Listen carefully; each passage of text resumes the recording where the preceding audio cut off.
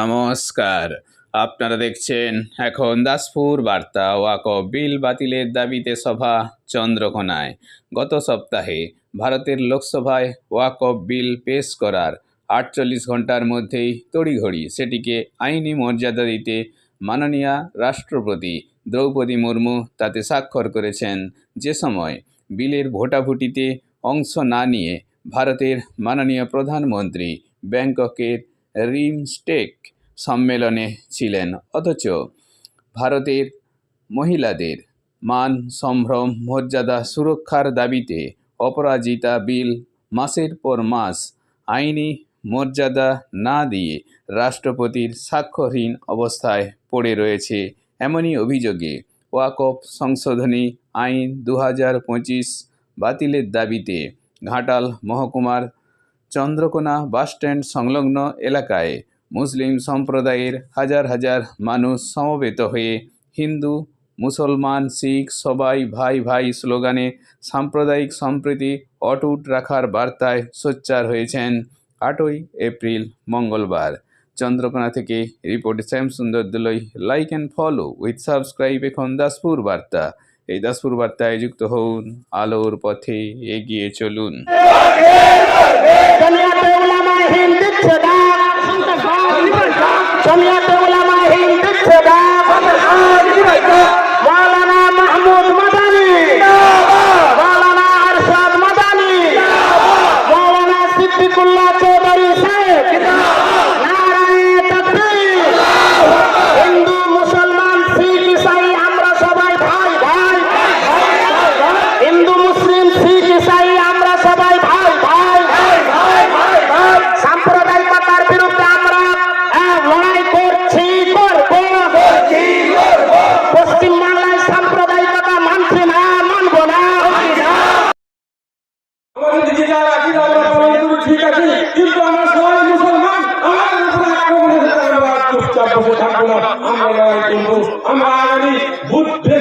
কলকাতার মহিলাদের রামলীলা পঞ্চায়েতকে ভরিয়ে দেবো।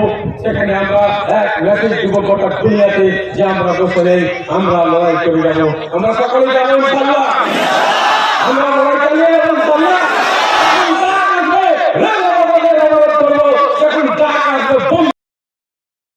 আমাদের সংসদে যে কালা আইন, যে ওয়াকফ বিল পাস করেছে এবং তড়িঘড়ি, যেটা ভারতবর্ষের 75 বছরের ইতিহাসে এরকম নিদর্শন নেই। 48 ঘন্টার মধ্যে সংসদে পাস হয়ে যাওয়ার পর সেখানে রাষ্ট্রপতি সেটিকে আইনে রূপান্তরিত করার জন্য বিলেও স্বাক্ষর করেছেন। অথচ আমাদের রাজ্য সরকার মহিলাদের সুরক্ষার জন্য যে অপরাজিতা বিল পাস করেছে, আজ অব্দি বারবার রাষ্ট্রপতির কাছে দরবার করেও তার সদুত্তর মেলেনি। এই ধরনের একটা নক্কারজনক আইন, এবং আপনারা জানেন এই মুহূর্তে আমার মনে হয়েছে যে বিশ্ব মানবতার ইতিহাসে সবচেয়ে ভয়ঙ্করতম দৃশ্য, যেটা ফেসবুকে আপনারা দেখতে পাচ্ছেন, সোশ্যাল মিডিয়াগুলো, যে গাজা ভূখণ্ডে 1,17,000